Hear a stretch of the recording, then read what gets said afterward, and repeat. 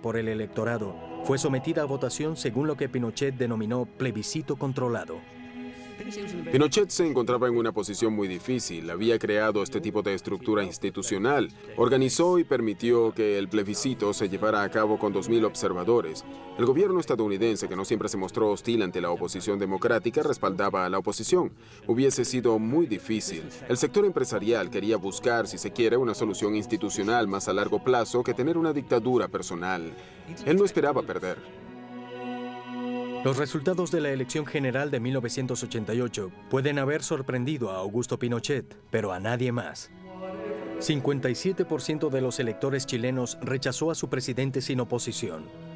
Pinochet fue obligado a presentarse como candidato en una elección de candidatura múltiple el año siguiente. El día de las elecciones en 1989, el 54.5% de los votantes rechazó otro mandato del dictador. Después de la derrota en las urnas, circularon rumores sobre la posibilidad de otro golpe. En realidad no contaba con los recursos para respaldar ningún intento de golpe. No hubiera funcionado. Creo que en su corazón sabía que no funcionaría. Aceptó el resultado que condujo a las elecciones presidenciales de 1989. No puedo, como chileno, negar que sí lo aceptó. En marzo de 1990, Augusto Pinochet fue obligado a dejar la presidencia. Sin embargo, se aseguró de seguir siendo el comandante en jefe del ejército por otros 8 años y se otorgó una posición en el Senado chileno por el resto de su vida. Coincidencialmente, esto garantizaba su inmunidad ante procesamientos por cualquier cargo generado de los 17 años de su brutal dictadura. En diciembre de 1992, mientras clasificaba registros en un archivo policial abandonado en Asunción del Paraguay, el juez paraguayo José Fernández descubrió registros que describían las actividades de Pinochet. En ellos se incluían más de 150.000 asesinatos, 30.000 desapariciones y más de 400.000 arrestos y detenciones ilegales. En octubre de 1998, a solo 6 meses de dimitir del mando del ejército, Pinochet voló a Londres para someterse a tratamientos médicos. Con el exdictador lejos de la protección de sus fuerzas de seguridad personal, el juez español Baltasar Garzón dio un paso sin precedentes.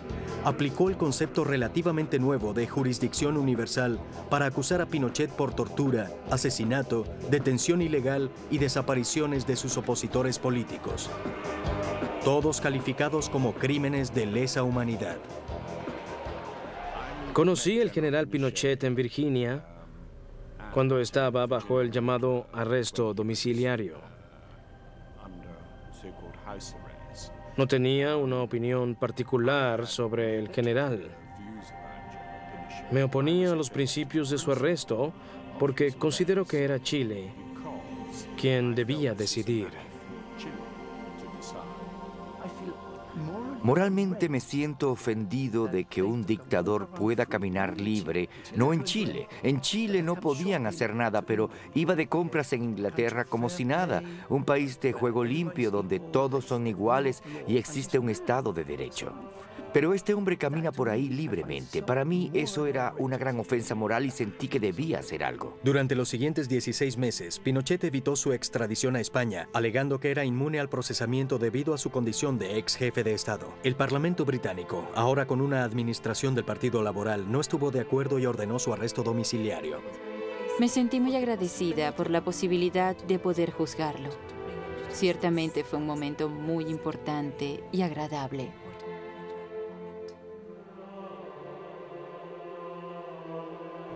En abril de 1999, la ex primera ministra británica Margaret Thatcher, quien fuera partidaria de Pinochet por largo tiempo, pidió al gobierno británico que liberara a Pinochet. 5 meses es bastante tiempo para estar confinado en una casa. Evidentemente, el secretario de Asuntos Interiores, Jack Straw, estuvo de acuerdo con ella en que Pinochet no podía ser extraditado a España. Creo que estaba muy seguro de la rectitud de lo que había hecho y se contuvo extraordinariamente. Sin embargo, pensé, este es un septuagenario. Ha pasado mucho tiempo desde que sucedieron estos presuntos hechos terribles. ¿Estoy viendo al verdadero hombre o estoy viendo a un hombre que se ha suavizado en su vejez? Hasta ahora no sé la respuesta a esa pregunta.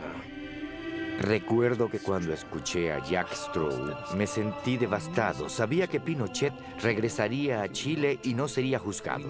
Los chilenos lo sabían, el gobierno chileno lo sabía, el gobierno británico lo sabía. Para mí fue como hacer que las personas que desaparecieron una vez desaparecieran ahora por segunda vez. Fue un momento muy triste. Lo vi saliendo de esa furgoneta, cubierto con una manta como los criminales comunes. Para mí eso fue suficiente para pensar, este no es el gran general con todo el poder, esto es lo que es cualquier criminal común. En marzo de 2000, el ex dictador de 85 años de edad regresó a Chile con confianza. Si el general Pinochet pensó que ahora podía disfrutar su retiro, lamentablemente estaba equivocado. En agosto de 2000, la Corte Suprema de Chile revocó su inmunidad política y se le acusó de asesinar a 120 opositores políticos. Pinochet, sus médicos y abogados inmediatamente argumentaron que sufría de demencia y no podía enfrentarse a los tribunales.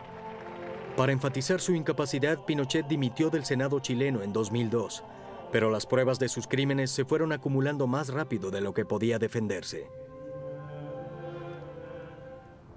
Para el año 2000, el dictador chileno Augusto Pinochet había estado fuera de la presidencia por una década y debido a sus abusos masivos a los derechos humanos, estaba siendo acusado en tribunales en todo el mundo. Para ese momento, el gobierno estadounidense estaba interesándose cada vez más en las atrocidades de Pinochet.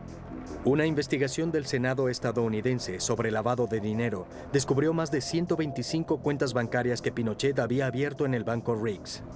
Bueno, cuando me enteré que el general tenía estas cuentas bancarias, una en el Banco Riggs y otra en HSBC en Hong Kong, me sentí profundamente impresionado y horrorizado.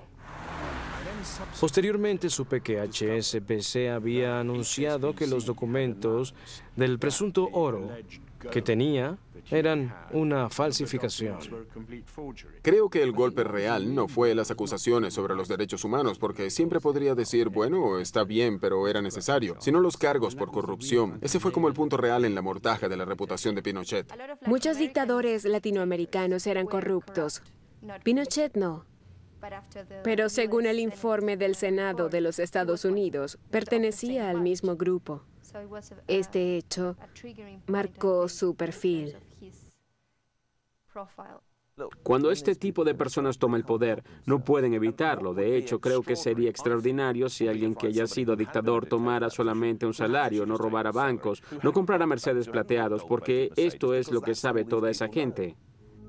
En mayo de 2004, en un esfuerzo por limpiar la empañada reputación de Chile, la Corte Suprema chilena dictaminó que Pinochet estaba perfectamente capacitado para enfrentarse a juicio.